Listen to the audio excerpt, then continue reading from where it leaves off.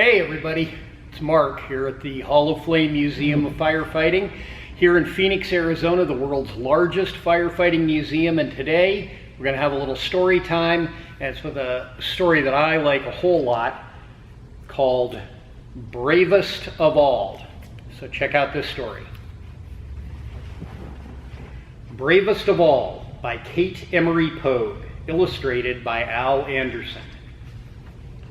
In a fire station in a corner of the city lived two big hook and ladder trucks, an ambulance with a resuscitator, a machine that blew great puffs of foam onto fires to put them out, 8 strong young firemen, and Jonathan.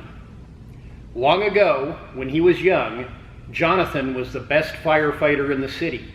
He and Engine Number 1 put out the warehouse fire of 32 and the Wilson School fire of 35.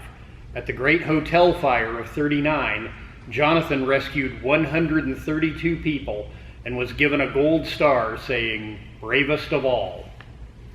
Engine Number 1 was parked in back of the station now. It was an old fire engine. Its pump wheezed, its paint was chipped, and the tarnished brass bell squeaked when it swung back and forth. Sometimes the neighborhood children came to climb and play on Engine Number 1. Jonathan told them stories then about how the warehouse wall had fallen on the engine and how he had saved the children at Wilson School. "Haven't seen the fire yet old Number 1 couldn't put out," he told them proudly. And sometimes, if they asked, he told the children the story of the gold star on his helmet that said, "Bravest of all." But the young firemen said Jonathan was too old and they wouldn't let him work anymore. And they said Engine Number 1 was out of date. One night, a fire started downtown. It raced through an office building and chewed into the store beside it. The sky glowed fierce and red as the flames leaped high. Wah! Through the streets of the city, 100 sirens sounded. "Stay here, old-timer," called the young fireman to Jonathan. "Watch the shop." And off raced the hook and ladder. Off raced the foam machine. Off raced the ambulance.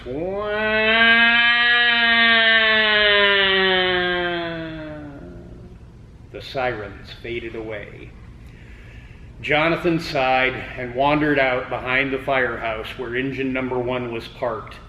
Far up in the sky, a few stars twinkled down on them. The night was dark and very quiet. Suddenly, the alarm bell sounded again. Someone else was in trouble. Jonathan rushed into the station. The new trucks were gone. The ambulance was gone. The foam machine was gone. Jonathan hurried back out, pulling on his fireman's coat. "We'll have to go, old partner," he called. "We're the only ones left." Engine Number 1 coughed and started up. Clang, clang, squeak. Clang, clang, squeak. The old bell rang. "Hurry, old engine, hurry, old engine." The wheels seemed to rumble as they started rolling through the dark streets. "Help somebody, help somebody," they squealed as Engine Number 1 rounded the corner. "Here we come, squeak, here we come, squeak," called the bell. There was smoke rising from a house just ahead. A frightened family stood on the curb. "There's fire in the basement," shouted the father. "It's spreading through the house," sobbed the mother. "Engine Number 1 and Mr. Jonathan," cheered their little boy. "There's never been a fire they couldn't put out." Engine Number 1 started to pump. It groaned and wheezed and creaked. Then a stream of water shot out through the hose.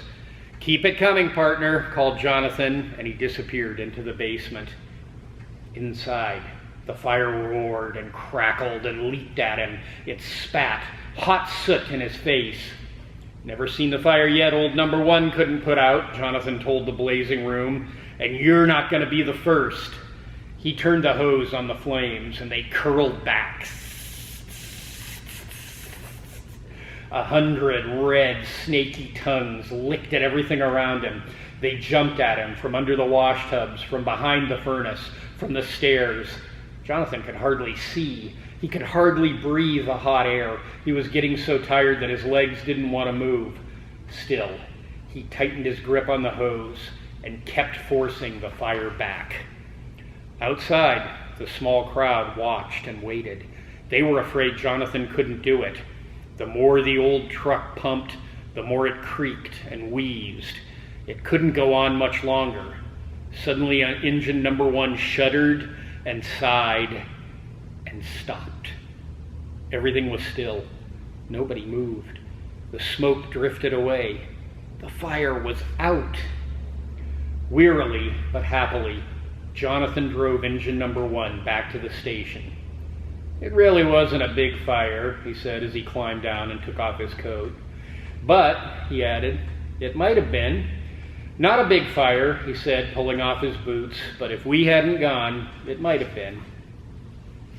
The next morning, the big new trucks cruised home. They had put out the biggest fire the city had ever seen. They rolled proudly into the station, and the tired young firemen hopped down. Taking it easy, eh, old-timer? They asked Jonathan. Did you watch the shop? They laughed. Yes, said Jonathan. Yes, we did. Just then a small voice piped up. Where's Mr. Jonathan? Asked a little boy. All the firemen watched him as he walked to Jonathan. You dropped this at our house last night when you were putting out the fire. My mother said you'd want it. In Jonathan's wrinkled brown hand, he placed a star. The young firemen gathered around to look. What does it say? Asked the youngest and strongest with new respect in his voice. They looked down at the star in the old-timer's hand. Blackened with soot and tarnished from the heat, the gold still glimmered through. Bravest of all, it said.